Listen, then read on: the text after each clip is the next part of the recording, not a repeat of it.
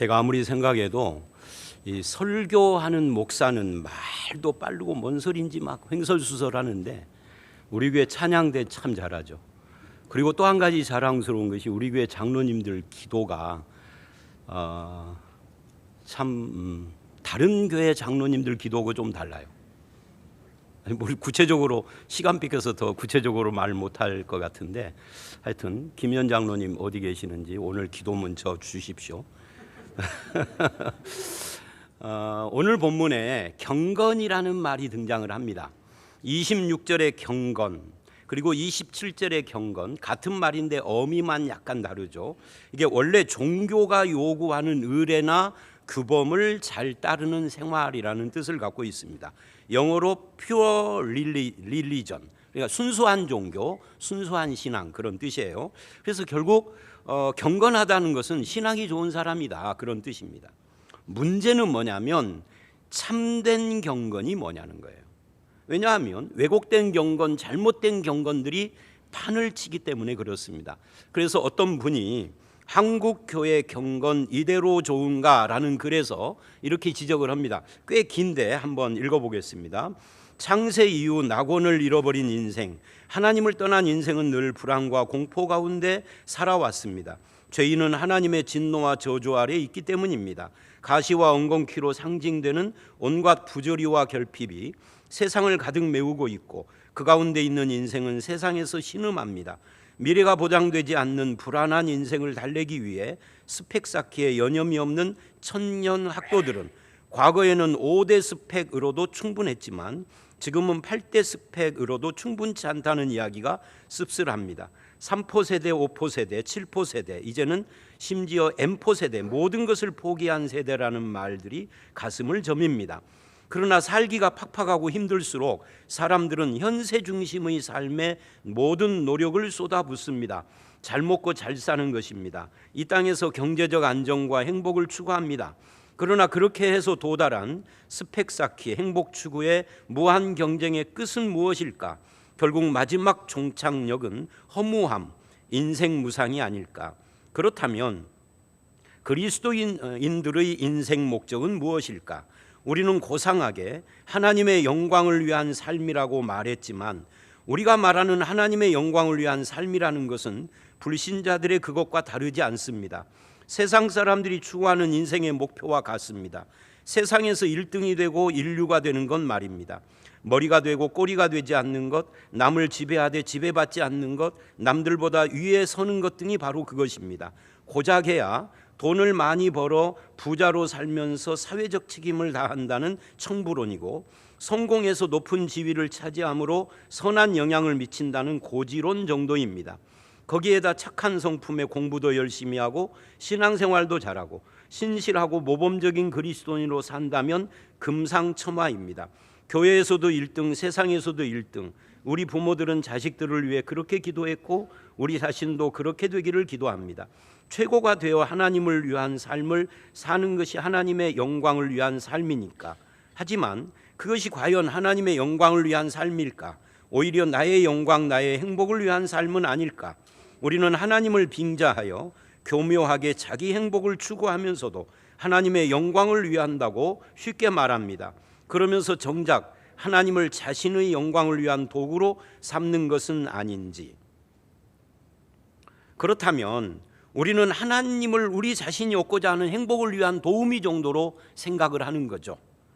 20세기 후반에 미국에서는 주재권 구원 논쟁이라는 것이 있었습니다. 로드십 셀베이션이에요. 예수 믿고 구원받는 것이 전부냐 하는 거예요. 교회 생활 열심히 하고 큐티도 하고 기도도 하고 예배도 안 빼먹고 전도도 잘하고 그러는데 삶 속에 있어야 될 그리스도의 주권 고백이 없다는 거예요. 종교 생활은 있는데 삶이 없고 그리스도의 주되심에 대한 인정이 없는, 예수님이 구세주인데 내 삶의 주인은 아니고 왕은 되지 않고 주일은 지키는데 엿새는 없는, 이게 진정한 구원이냐 하는 논쟁입니다. 그래서 주 되심에 대한 고백이 없는, 거룩한 삶이 없고 행함이 없는 믿음을 값싼 은혜, 프리 그레이스라고 불렀고, 그렇게 구원을 남발하는 복음을 값싼 복음, 한국에서는 구원파적 복음이라고 그렇게 불렀습니다. 구원파는 예수 믿고 회개하고 구원받으면 그 다음에는 죄를 지어도 죄가 아니고 뭐 이딴 식의 이야기를 하니까 그게 전부 다니까. 그리고 죽어 천국 가는 것으로 끝이냐는 거죠. 마치 중세시대에 면죄부를 팔았던 것처럼 천국 가는 기차 티켓 한 장 끊어놓고 확보한 것과 같은 것이 이게 기독교 신앙이냐는 거죠. 입술로는 예수를 구세주로 고백하지만 정작 삶 속에 나의 주인은 안 돼 있는, 매주일 교회는 미어터지고 열정적인 헌신자들이 가득하고 열광적인 예배를 드리지만 정작 그리스도인의 삶은 없는, 제자 훈련은 있는데 일상에서 구현돼야 할 제자 정신, 제자 돈은 빠져버린 그리스도인으로서 살아가는 엿새가 없는 겁니다. 직장과 가정에서 정치 얘기를 하던 문화를 말하면서 매일의 삶 속에서 그리스도인으로 산다라는 것은 생각조차 할 수가 없는, 이것이 진정신앙이냐는 거죠. 결국 우리가 그리스도인인 것은 성경 펼칠 때만 그리스도인이고, 기도할 때만, 전도할 때만, 단기 선교를 떠날 때, 예배당에서 예배드릴 때만 기독교인인 거죠. 그렇다면 이제 우리가 질문하고 답해야 할 차례입니다. 성경이 말하는 참된 경건은 무엇인가에 대해서. 오늘 본문은 두 가지를 이야기를 합니다. 26절이 첫 번째고 27절이 두 번째예요. 아주 간단하죠. 자, 그래서 먼저 26절 헛된 경건을 말을 해요. 읽어봅니다. 시작. 누구든지 스스로 경건하다 생각하며 자기 혀를 제갈 물리지 아니하고 자기 마음을 속이면 이 사람의 경건은 헛것이라. 이 본문 이해에서 문제가 되는 것이 뭐냐면, 그러니까 말을 부드럽게 해라, 말로 처세술을 잘해야 된다, 이런 이야기로 이 본문을 치환시켜 버린다는 거예요. 이 본문이 그 이야기냐? 우리는 지난 시간에 그거를 봤어요. 19절 20절에서 아니다는 것을. 본문 이해에서 중요한 것은 이 본문이 고난받는 성도들이 당하는 시험 이야기를 2절서부터 하다가 19절로 27절에 결론을 내리면서 이 결론부에 속한 마지막 말씀이라는 걸 잊지 않고 해석을 해야 합니다. 야고보는 여기서 우리가 당하는 시험 두 가지 핵심과 도표를 보십시오. 두 가지 시험의 핵심, 그게 뭐예요? 하나는 말이고 26절, 또 하나는 27절 돈 문제입니다. 이 두 가지 핵심과 참된 경건을 말하고 있습니다. 참된 경건, 정결하고 더러움이 없는 경건은 가난하던 부유하던 자기를 지키는 그런 성도라는 거죠. 여기서 우리가 주목해야 할 것이 있어요. 26절에서 헛것이라는 단어입니다. 거기다 밑줄을 합시오. 헛것. 이 헛것이라는 말은 속이 없이 텅 빈 것, 쓸모없는 것, 목적이 없고 결과가 없는 것, 그런 뜻이에요. 그러니까 내용이 없으니까 아무 효과가 없는 거죠. 그만큼 가치도 없는 빈 껍데기라는 뜻이에요. 헛것이. 예를 들면 제가 어제 무심코 이 설교 준비를 하다가 위를 쳐다봤어요. 제 첫꽂이 맨 위에다가 시계를 하나 놨는데 그걸 그냥 잊어먹고 잘 안 보거든요. 근데 오후 3시인데 이게 8시 반을 가리켜 있는 거예요. 뭐죠? 약이 다른 겁니다. 건전지는 있는데 약이 달아 빠져버린 것처럼, 그런 모양은 그럴싸한데 아무 쓸모없는, 이게 헛것이에요. 그런데 이 사람들은 자기 마음을 속이는 자라는 겁니다. 마음을 속인다 해도 밑줄을 하십시오. 이게 문제예요. 마음을 어떻게 속이느냐? 말씀을 온유함으로 받으라는 21절 말씀과 그 말씀을 듣고 자기 마음을 속인다는 26절 말씀이 연결되는 거예요. 그러면 내 마음을 속인다는 것이 뭘까요? 이 속인다는 말, 아파톤이라는 단어인데, 속아서 얻은 줄 알았는데 껍데기예요. 그러니까 아까 헛것이라는 말과 단어는 다르지만 의미가 같은 거죠. 결과가 없는 겁니다. 껍데기인 겁니다. 열매가 없는 겁니다. 말씀을 듣고 깨달았는데 살지 않는 겁니다. 그러면서도 자기는 잘 믿는다고 속고 있는 겁니다. 이유가 뭘까요? 자기는 신앙생활에 의례적이고 형식적인 모양을 다 갖췄으니까 됐다라고 생각을 하는 거죠.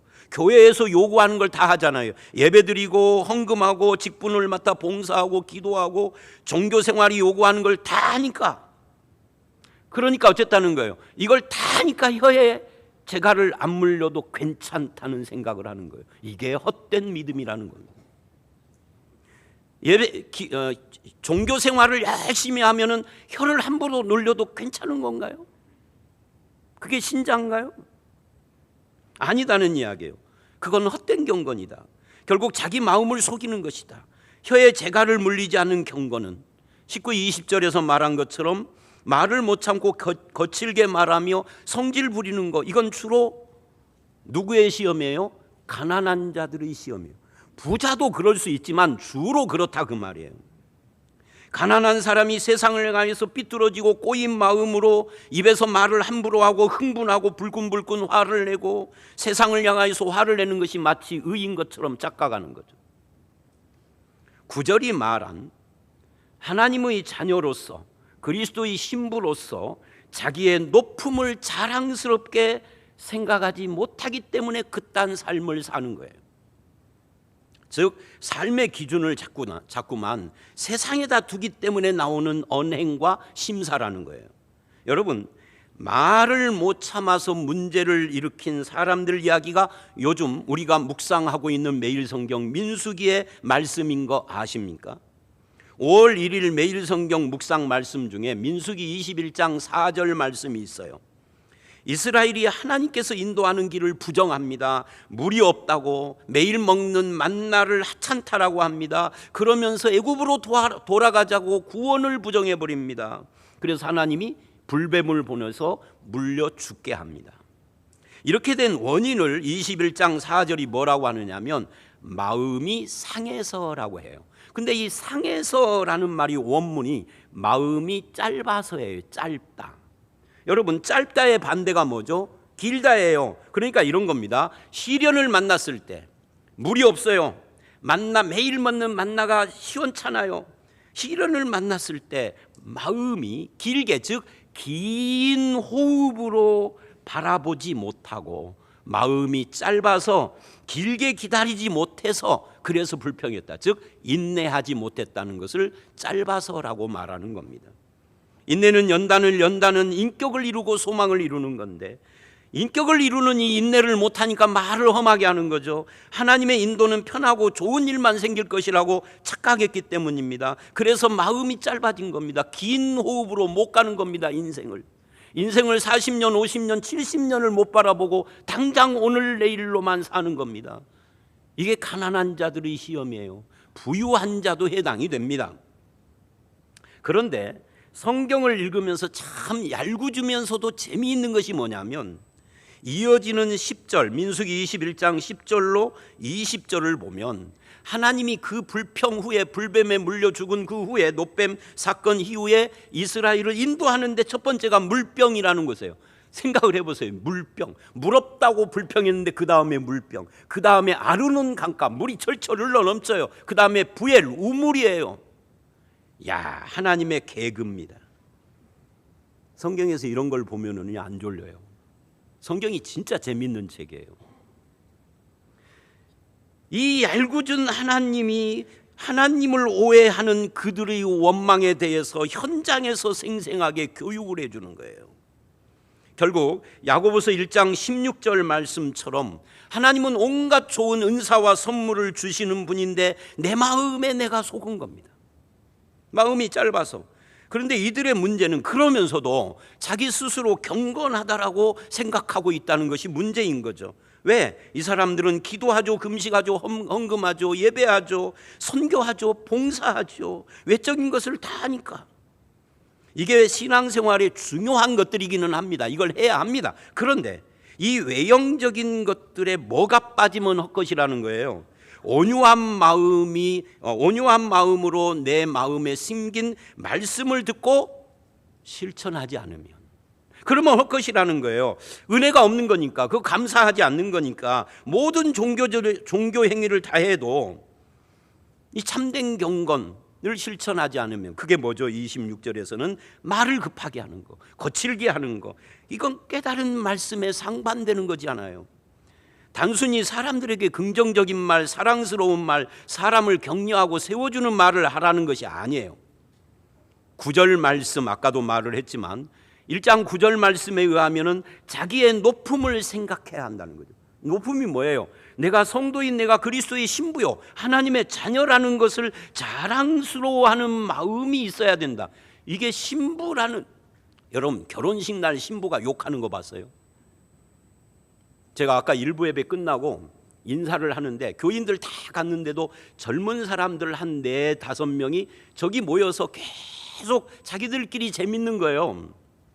봤더니 이제 20개월 좀 넘은 아이를 가운데다 놓고 그 부모하고 이제 결혼을 해서 이 뱃속에 아이가 잉태된 그 젊은 부부하고 요 가정들이, 그래서 내가 그 젊은 그 임신한 자매에게 그랬어요.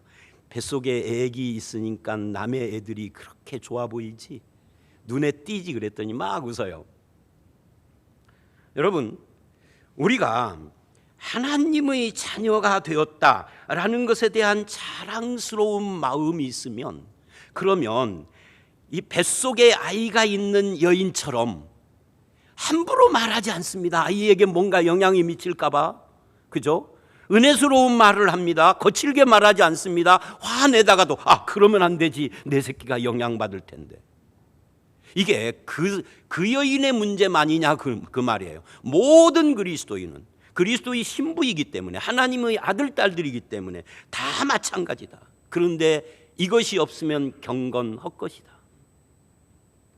성도의 삶의 특징이 무엇이라는 뜻입니까? 오늘 주보에서 제가 칼럼을 그렇게 썼는데, 기독교 신앙은 억지로 자기 마음을 속이거나 감추고 무엇을 하라는 요구가 아니다는 거예요. 예를 들면 성경이 우리에게 열심을 요구할 때는 열심을 내야 하는 이유를 먼저 가르쳐 주시는 겁니다. 하나님이 우리를 위하여 뭘 하셨는지, 그것이 우리에게 뭘 의미하는지 충분히 가르쳐 주신 다음에 열심을 요구하는 거예요, 헌신을. 그래서 우리는 성경을 통해서 하나님이 우리를 위하여서 이미 이루어 놓으신 일이 뭔가를 바르게 하는 것이 중요해요. 그러나 죄인인 인간은 자기가 열심히 하는 대로 받는 것에 익숙합니다. 하나님이 해주신 것이 아니라. 그래서 우리가 흔히 세상에서 차별 없는 세상, 더불어 함께하는 세상을 꿈꾼다라고 구호를 외칩니다. 그러면서도 한편 뭐라고 하느냐면 이래요. 열심히 일한 당신 떠나라. 근데 차별 없는 더불어 사는 세상을 말하면서 열심히 일한 당신만 떠나라고 하면은 차별이죠. 사실은 열심히 일한 당신, 힘들어서 병들어서 가난해서 열심히 못한 저 사람 데리고 떠나라고 해야 돼. 근데 그런 말은 안 해. 멋진 구호만 하는 겁니다. 그러니까 삶이 없는 거죠.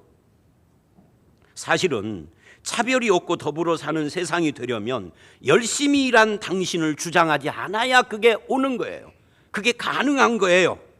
자신의 수고와 노력과 정성을 내세워 남보다 더 얻어야 된다는 보상 심리를 내놓아야 더불어가 가능한 것이죠. 그래서 기독교 원리가 뭐예요? 은혜로 감사로인 겁니다. 내가 했다는 주장을 안 하는 거예요. 내가 수고했는데 은혜라고 하고, 내가 열심히 잠을 안 자고 안 먹고 놀지 않고 고생했는데 감사하다고. 안 믿는 사람이 보면 저것들 머리가 이상해. 예수 믿는 사람들. 근데 똑같이 예수 믿는 사람들도 이해가 안 되는 사람들이 이게 입에서 안 나와.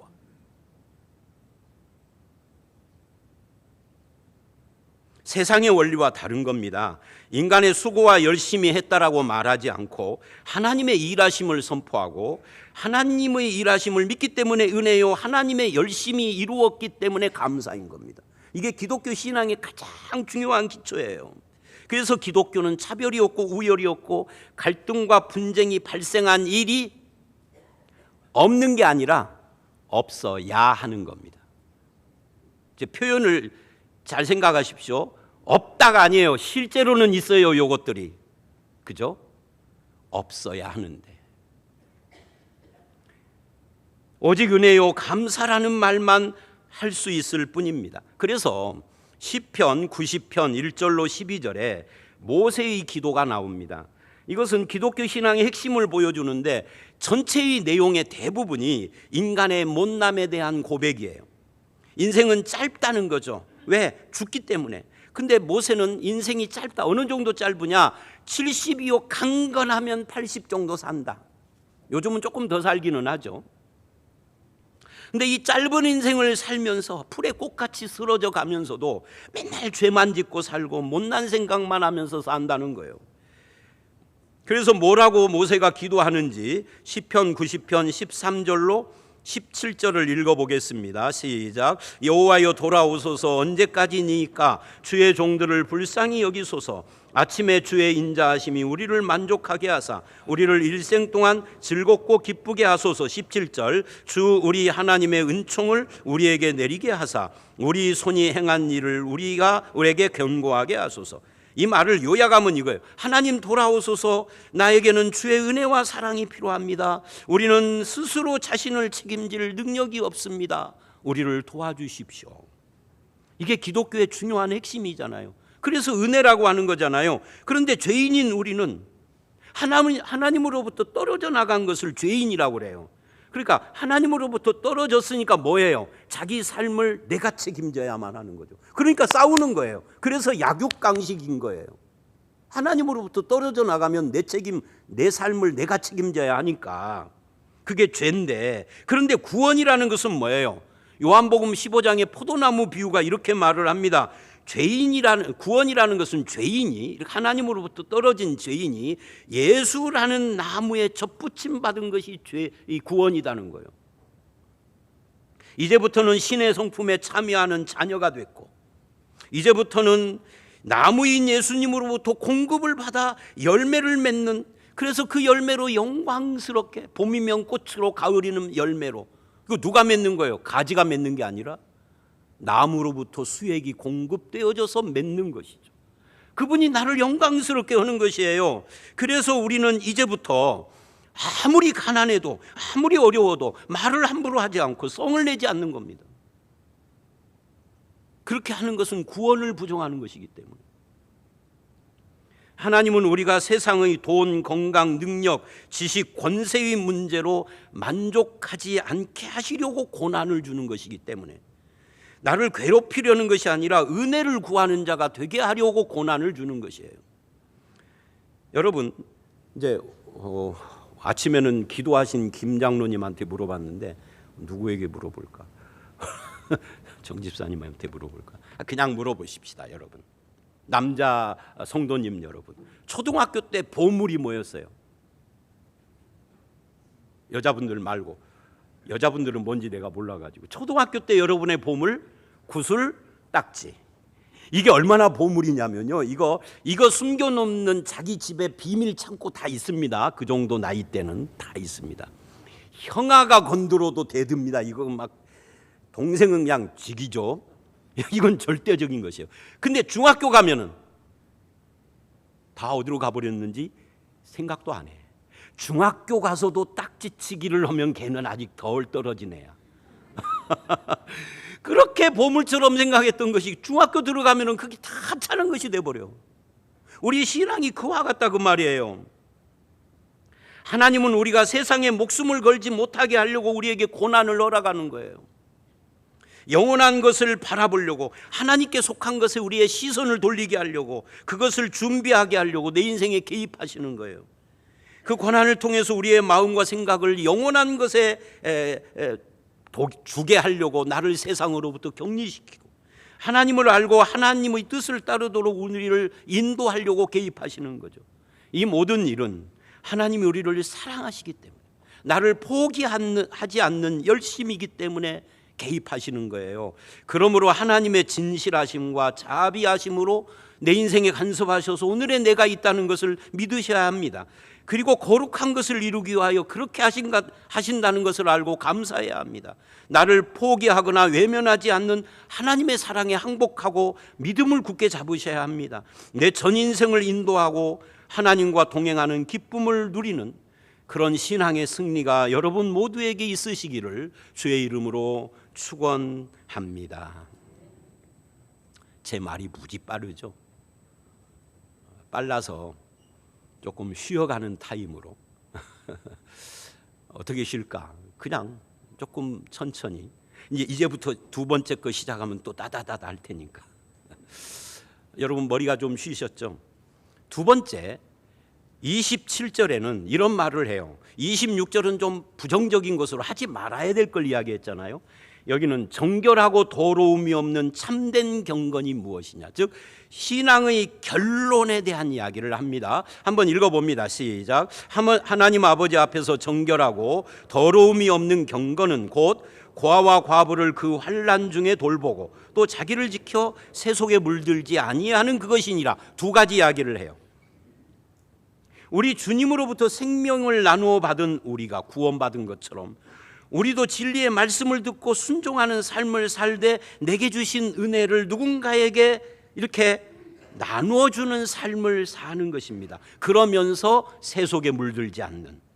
근데 여기에 고아와 과부가 등장한 것은 9절에서 말한 경제적으로 가난하고 사회적으로 낮은 자들을 어떻게 대하느냐 하는 이 돌봄의 문제가 참된 경건과 관계된다, 그런 뜻입니다.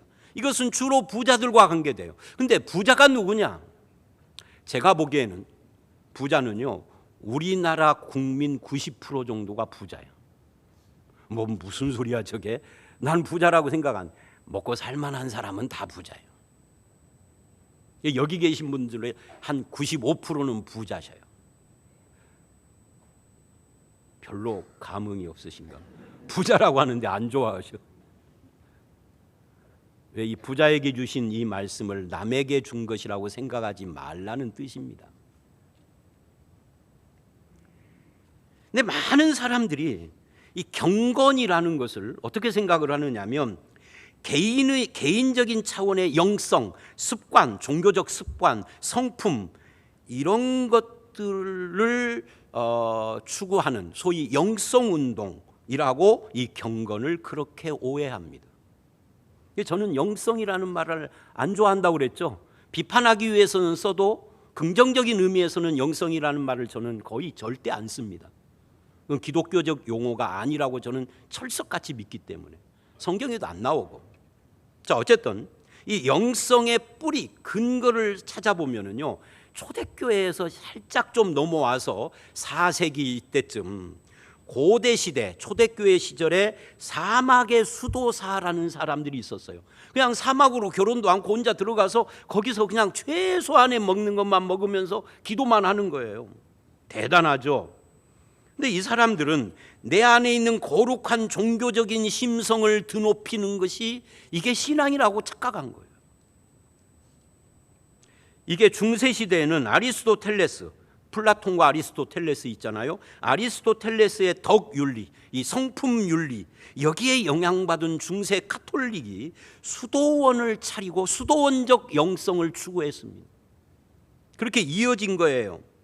그리고는 이것이 20세기 초반에, 우리나라에는 20세기 후반인 1980년대와 90년대 공동체 운동이라는 것으로, 이 현대 영성 운동가들의 영향으로 개인의 내면적인 영성 운동으로 이게 고착화된 거예요, 경건이. 그래서 모든 것이 다 개인의 어떤 종교 생활에 가면 이거를 갖다가 붙들어 맨 거죠. 이게 잘못된 거예요. 성경이 말하지 않는 것이다. 왜? 첫 번째는 이런 거예요. 성경은 인간의 전적인 부패를 말하기 때문에 인간 죄인인 우리 안에는 어떤 것도 의지할 만한 선한 것이 없다라고 그래요. 내 속에 있는 종교적 심성을 발현시키는 것은 건 성경적인 것이 아니에요. 그건 불교나 하는 것이지. 그런 거 아닙니다. 참된 경건이라는 것은 내 안에 있는 종교성을 북돋우는 것이 아니라 나의 나됨을 아는 것이에요. 오로지 하나님의 은혜만 의지하고 하나님만 예배하며 세속에 물들지 않는 거룩한 삶을 사는 것이에요. 그래서 이것은 내면의 개인 경건에 머물지 않고, 그것도 필요는 하지만 머물지 않고 고아와 과부를 돌보는, 다시 말해서 교회 공동체 내의 연약한 자들을 돌보고 교회 밖 세상의 사회적 약자들을 향한 기독교적 관심을 보이는 데까지 나아가야 한다는 거예요. 그것을 이 본문은 참된 경건이라고 하는 겁니다. 그러니까 1등과 최고가 되는 것을 추구하고 사회적인 안정을 도모하고 번영과 성공을 추구하는 것과는 반대인 거죠. 번영신학이 아닌 거예요. 낮아지는 삶입니다. 어떤 분의 표현처럼 험지로 나가는 것이고 세속에 물들지 않으며 묵묵히 섬기는 삶을 말하는 겁니다. 각자가 있는 곳에서. 그렇다면 여러분, 우리의 인생을 바꾸셔야 합니다. 하나님을 알지 못하는 사람들처럼 내 행복만을 위한 이기적 인생의 목표가 아닌 하나님을 향한 섬김과 이웃을 향한 섬김 둘이 균형을 이루어야 합니다. 1등과 인류가 아니라 하나님 나라를 위하여 헌신하는 삶을 추구해야 합니다. 하나님을 사랑하는 것은 보이는 소자와 헐벗은 이웃을 사랑하는 삶으로 연결이 돼야 합니다. 고지론도 아니고 청부론도 아니에요. 세리와 과부들과 함께했던 예수의 마음을 나도 품는 겁니다. 하나님 나라의 공의와 공평, 즉 평등과 정의와 인애의 마음을 품는 걸 경건이라고 지금 말하는 겁니다. 그런 의미에서 하나님의 영광을 위한 삶은 참된 경건의 삶을 사는 것이죠. 수직적으로는 하나님께서 우리를 구원하신 은혜와 사랑에 깊이 빠져 세속에 물들지 않는 거고, 수평적으로는 나에게 허락하신 이웃의 삶을 구체적으로 사랑하는 것이죠. 이것은 개인적인 구제나 자선은 물론이고 직업과 소명 그리고 시민사회의 일원으로 살아가는 것이고, 사적인 영역을 넘어서 공적인 영역에 대한 관심까지 다 포함하는 거예요. 우리의 전 삶의 영역에 주권을 인정하는 것이다, 그런 말입니다. 이게 하나님 영광의 삶이라는 거예요. 누가 그렇게 하라는 것이냐, 저 1% 저놈들이 안 한다라고 탄핵을 하는 것이 아니라 1%가 아니라 네가 하라는 거죠. 그게 이 본문의 골자예요. 남의 주머니를 안 낸다고 욕하고 썩내지 말고 네 주머니를 열라는 거예요. 삶의 현장에서 이웃에게 친절히 대하고 자비와 긍휼의 정신을 가지고 대하라는 거예요. 아파트 경비실에 맨날 전화해서 따지는 여자가 알고 보니까 서부중앙교회 권사래. 아니, 실제가 아닙니다. 지금 꾸며낸 이야기예요. 그러면 그게 경건한 사람이냐고. 하루에 7시간씩 기도한다는데 아파트에서 싸우는 사람은 우리 교회 집사라면 지나가다가 목사가 어떻게 할 거예요? 모른 척 가야 할 거예요. 이게 참 난감한 거예요. 이웃을 대하는 자세부터 고치셔야 하는 거예요. 그걸 의라고 생각하면 안 돼요. 하나님이 기뻐하시는 것은 무슨 거창한 것이 아닙니다. 여러분의 재산을 팔아들고 빈민촌으로 들어가라, 그런 이야기가 아닙니다. 내 옆에 있는 사람을 자비롭게 바라보라는 거예요. 썩내지 말고 떠들지 말고 온유한 마음으로 마음에 심긴 말씀을 모아라는 거예요. 묵상만 하지 말고 실천하라는 겁니다. 적용입니다. 저는 그것을 함께 가기로 감동 주는 삶이라고 부르고 싶습니다. 한번 따라서 읽어볼까요? 시작. 함께 가기로 감동 주는 삶. 저는 그래서 목회의 마지막 꿈 중에 하나, 내가 은퇴하기 전까지 이거 하기가 쉽지 않을 것 같다. 왜? 우리 교회의 경제적 형편 때문에 계속 땅 한 평 없던 교회가 땅 사고 건물 짓고 하다 보니까 은퇴할 때까지 계속 부채를 갚아야 하고, 어느 정도 갚게 되니까 은퇴하게 되는 거예요. 그래서 제가 꿈꾸던 것을 할 수가 없게 됐는데, 다행히 장로님들이나 이런 분들이 후원을 해 주셔서 이제 올 하반기 7월부터 12월인데 아마 7월 당장은 아닐 것 같고 12월쯤 되면 이제 SOS 긴급 구호 은행이라는 것을 설립을 이미 했는데 성도들에게 아직 공개를 안 했어요. 이거에 대하여서 공개를 하고, 왜 그때 하느냐면 1억을 모아야 출범이 가능해요. 자본이 바닥나지 않게 하려면. 그러면 교회에서 5천만 원 정도는 모아놓고, 근데 연말에 가면 가능할 것 같아. 그동안에 은밀히 몇 년 동안 모았어요, 교회에서. 그때 광고에서 성도님들의 참여를 통해서 5천을 더 모아서. 부담되시나요? 강제가 아닙니다. 그래서 1억이 되면 출범을 시키겠다는 거예요. 뭐를? 교회 안에서 200이나 300만 원이 없어서 자살을 생각하는 사람이 있다면, 또 교회 밖에서 200이나 300이 없어서 온 가족 자살을 생각하는 사람이 있다면, 이자 안 받고 그냥 긴급 구호로 10년이 지나서 갚으면 좋고 안 갚아도 상관없고, 20년 후에 갚으면 좋고 안 갚아도 상관없고, 그러니까 교회는 계속 채워져야 되겠죠. 그 부분에서 교회에 그 예산에서도 투입을 하고 성도들도 참여해서 그렇게 하려고 그럽니다. 왜요? 그것이 참된 경건의 마지막 모습이니까. 예를 들면 마가복음 2장 3절로 5절 말씀을 찾아보십시오. 한번 눈으로 읽어보십시오. 예수께서 가버나움에 가셨는데 집에 계신다는 소문을 듣고 많은 사람이 모여서 들어갈 자리가 없는데 중풍병자가 찾아온 겁니다. 근데 이 본문을 보십시오. 그 중풍병자가 갈 수가 없으니까 내 친구가 이 천장을 뜯어내고 달아내려요. 이때 이 중풍병자와 함께 갔던 친구들, 바로 이게 기독교의 모습인 거죠. 우리도 그래야 한다는 것이죠. 그러나 지금 한국 사회는 경쟁력과 소유와 돈과 힘이라는 자본주의적 가치가 지배를 하고 있습니다. 그런데 사회야 그렇다 치고 교회조차도 경쟁력, 소유, 돈, 힘의 가치가 지배하려고 합니다. 그래서 우리가 사용하는 언어는 기독교인데 가치는 자본주의예요. 그러면 노 목사, 너는 자본주의 하지 말고 공산주의 하자는 거예요. 아니요, 저는 공산주의 싫어요. 200% 싫어요. 그럼 뭐냐? 하나님 나라를 하자는 거죠. 자본주의도 아니고 공산주의도 아니고 하나님 나라를 하자는 거예요. 겉보기에는 굉장히 종교적인데 속으로는 하나님 나라 정신이 전혀 안 보이는 괴물이 되어 있는 한국교회. 그래서 이 한국교회가 감동을 못 주는 거예요. 성도들의 삶에 감동이 없습니다. 여러분, 한번 물어볼까요? 감동이 없으면 무슨 일이 일어날까요? 감동이 없으면 무슨 일이 일어날까요? 전도가 안 되는 거예요.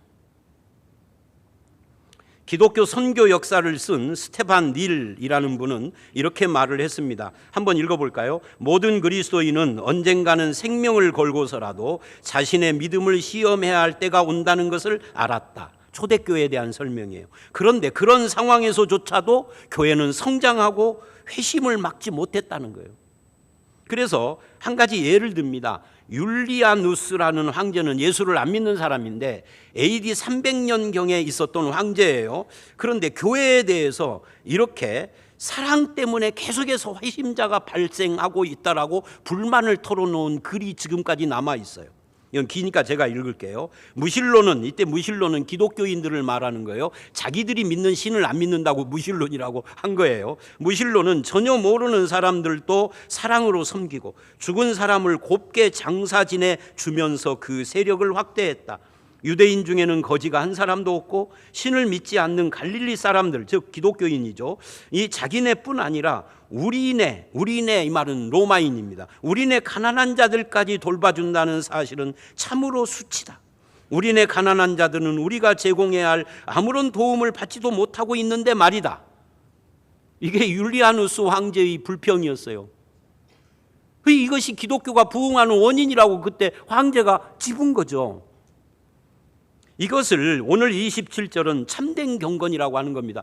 26절 참된 경건 세 가지. 첫째, 자기 혀를 재갈 물림, 불평하지 말라는 거죠. 두 번째, 고아와 화부를 환난 중에 돌봐라, 나눔과 섬김이죠. 그 다음에 세 번째, 자기를 지켜 세속에 물들지 말라죠. 거룩이죠.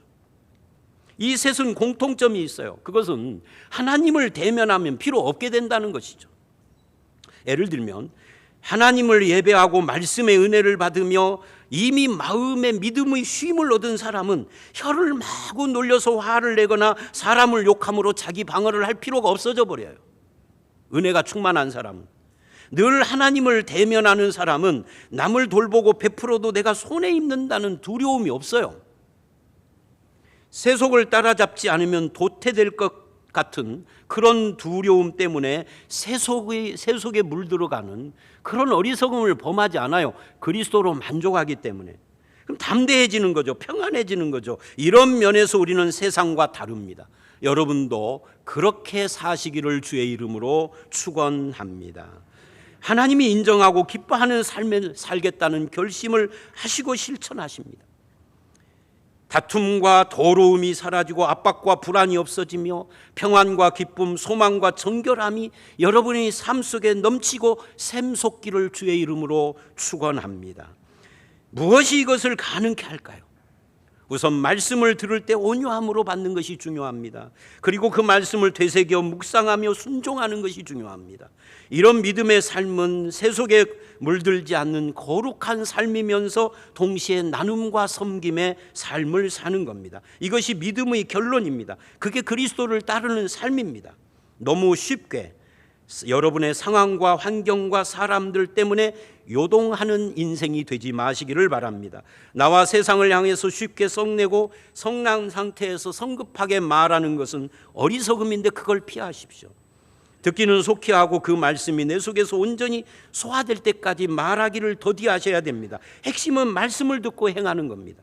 저와 여러분의 삶이 덕을 세우고 나누며 베푸는 값진 승리를 이루시기를 주의 이름으로 축원합니다. 함께 기도하겠습니다. 하나님, 그렇습니다.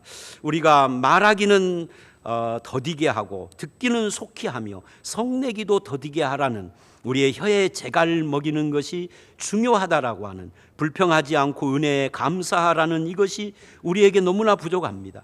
또한 나누고 섬기는 삶이 우리에게는 부족한데, 주님, 경건을 외형적인 종교 활동에서 멈추지 않고 삶으로 나아가게 하시며, 그러면서도 세속에 물들지 않고 자기를 지키는 그런 삶을 살 수 있는 은혜로 충만케 하여 주시옵소서. 내가 하나님의 자녀요 그리스도의 신부라는 자랑스러움을 끝까지 잃지 않고 지키는 우리 모두가 되게 하여 주실 줄 믿사옵고 예수님 이름으로 기도드렸사옵나이다. 아멘.